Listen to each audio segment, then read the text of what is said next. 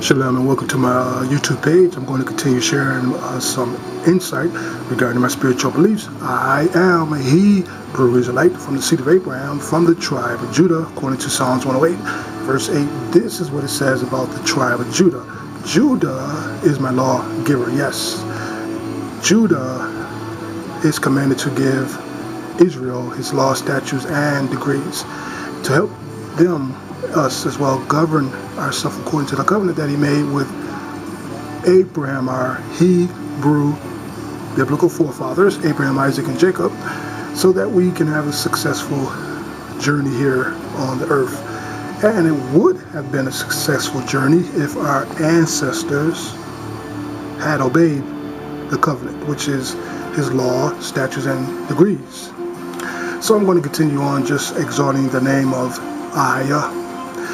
Now, you won't find Yashaya in our English translations today because the Roman Catholic Church edited the name out. So you're not going to find Yashaya, which is the Hebrew name to refer to the Most High. You're going to find I am, that I am, in the English language today. So I just want to let you know, if you have been following me, I've been reading from the King James Bible, and I'm just letting you know who the Most High chose to establish his covenant with. It was from the seed of Abraham and Isaac and Jacob, and the children of Israel came out of the seed of Jacob. Those were the people that the Most High interact with throughout the Old Testament, throughout the scripture, the 5 books of Moses. When you read stories of Moses, you're going to see that he did a lot of interaction with them. Although they couldn't see him, they heard his word through the prophets. It was Moses that he spoke to first, and when he stopped, he continued to speak to the prophets only. Now, if you have a Bible, you can follow me if you like. I'm going to be reading from Exodus 3 and verse 6. Moreover, he said, I am the God of thy father, the God of Abraham, the God of Isaac, and the God of Jacob. And Moses hid his face, for he was afraid to look upon Allah. Now, you're not going to find, like I said, you're not going to find Allah in the Hebrew Bible, which is the Tanakh. You're going to find the Greek title, God, because that's what they have in here, because it was written in the translated to the Greek and Latin language, as well as the Hebrew language in the New Testament. But it was Hebrew language that the Most High spoke, ancient Hebrew language in the Old Testament. So Exodus 3 and verse 6 says that he is the God of Abraham, Isaac, and Jacob. Now that's what he told Moses when Moses had an encounter with Allah. Now Allah is a Hebrew name to refer to Most High, and it means power to those who speak the Hebrew language. And I'm going to read it to you again.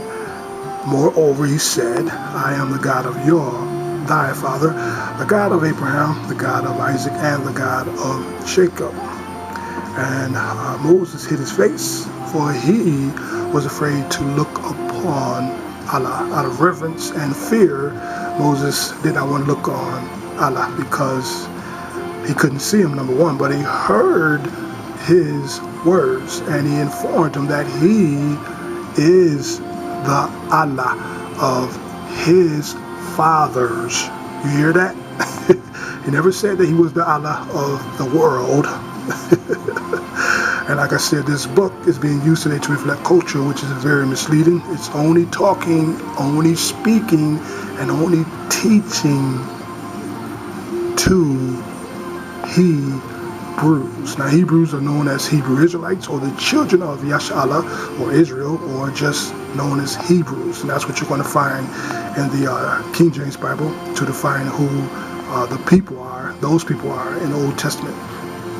Now, I happen to be a Jew, and I trace my lineage back to the seed of Abraham from the tribe of Judah.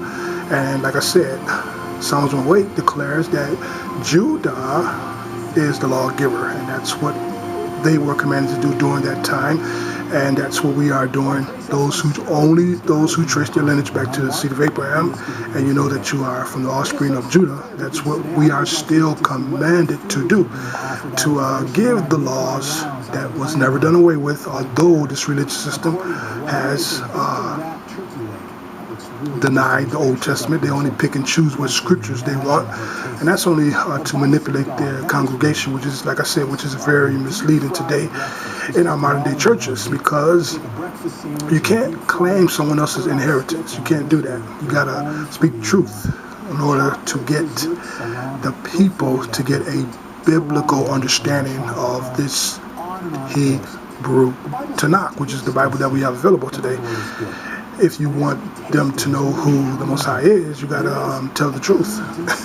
No more deception. Okay, so Exodus 3 and verse 6 says, moreover he said, I am the God. Like I said, you're not going to find Allah in the Hebrew Bible. You're going to find the Greek title, God of thy father, the God of Abraham, the God of Isaac, and the God of Jacob. And moreover, Moses hid his face, for he was afraid to look upon God or Allah. Now, like I said, out of reverence and fear, Moses did not want to see who was speaking to him, because he could not dare look upon Allah, because they know that he was the creation of all.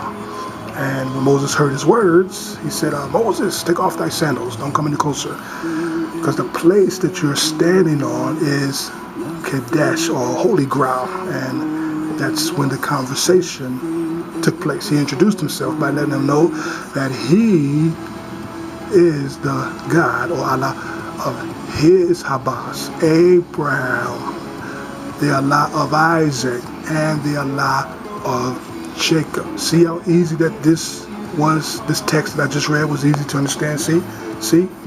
Now, I can't understand, well, I do understand. I don't understand why a lot of our modern day local churches can't seem to repetitiously teach their congregation this text so they can understand who this book is talking to.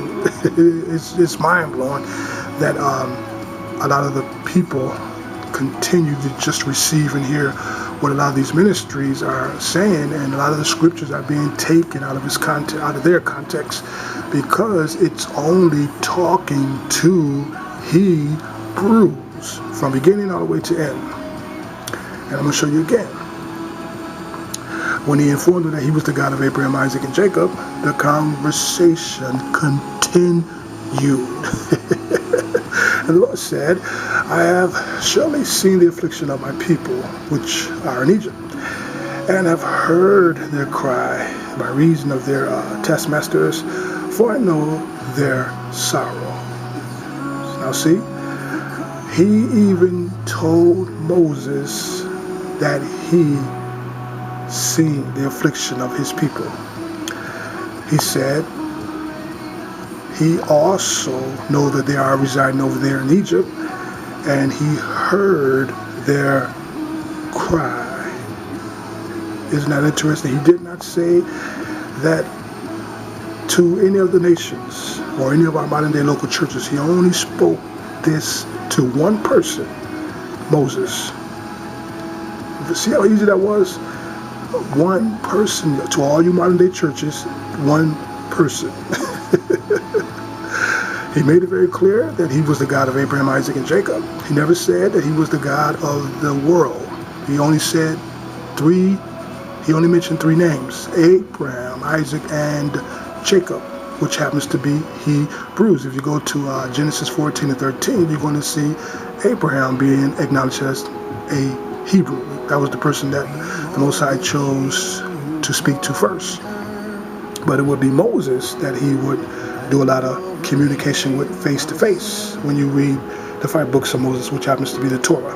Okay, now this is verse 8. He said, and I will come down to deliver them out of the hand of the Egyptians, and to bring them out of that land unto a good and large land, flowing with milk and honey. This is the important part. Unto a place flowing with milk and honey, unto the place of the Canaanites. I know we have different translations. I have a couple more books, but it would be the land of the Canaanites, or the land of Canaan, rather, that the Hebrews would inhabit that land.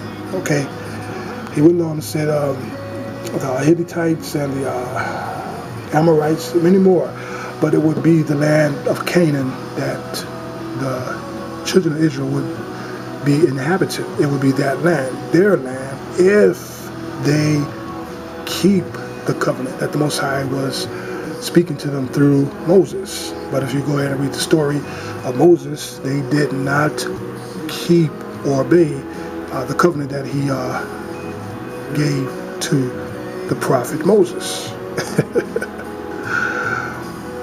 But I'm trying to point out that it is the Hebrews that he was talking to. Abraham, Isaac, and Jacob, and from them came a nation of Hebrew Israelites, the children of Israel, and it was them that he chose to establish his covenant with, and he would have made them a holy priest people during that time on the earth had they kept the covenant. It was his commandments that he gave to Moses to give to the nation of Israel. But, like I said, if you read the story, they did not keep the covenant of Allah. They disobeyed it. But he did not give up on his people. He continued to pursue them to the prophets. He only spoke to the prophets. And when you continue reading the stories of through Saul, through Samuel, through King David, as well as Jeremiah, those prophets, they came out of the lineage of Israel. Some of them came out of the tribe of Judah. Some of them came through the Levites. It was the prophets he spoke to warn Israel, or to encourage Israel, or Yashaya, the Hebrew name to refer to Israel, or to give instruction, or to give his word. But it was always to give them his word, his law, statutes, and decrees, his commandments, only to the nation of Yashaya, which is Israel today. Okay, so like I said, this is just brief insight to motivate you spiritually. If you happen to be on a spiritual journey, we do have a lot of churches that are available in our local area, your local area also, to help you learn about salvation. But be wise in choosing a shepherd as well as a teacher to spiritually guide you through the scriptures, so that you can get a more biblical understanding, and that they won't take any other scriptures out of its context, because it wasn't talking to any of our modern day local churches. It only talks to the Hebrew Israelites, and that's very important. If you're going to stay on this path, you must know that, I'm going to read it to you again, there it is, see? Or you can read it yourself. He is the God of Abraham, the God of Isaac, and the God of Jacob. Right there. See? Exodus 3 and verse 6. That's what he told Moses. And that's when the conversation, when you continue reading from verse 7, verse 8, he explained that he even saw their affliction right there in Egypt, and he heard their cry, see, and I have heard their cry, and then he went right ahead and said, from their taskmasters, for I know their sorrows. See, he understood what they were going to. They were being oppressed. They were being afflicted by their own relatives. Do the research. Very, very important, and this book is beyond easy to understand. I cannot understand why a lot of people ignore this book, and they just act like they just can't understand any of the scriptures at all, which is just mind-blowing. Very easy to understand this book if you don't take the scriptures out of their context. It's not talking to any of our modern day local churches. It only talks to the nation of Israel at that time. If you know the story of Israel, Israel is no longer a one nation. It's two nations. You got the nation of Israel, then you have the nation of Judah. Do the research, and shalom.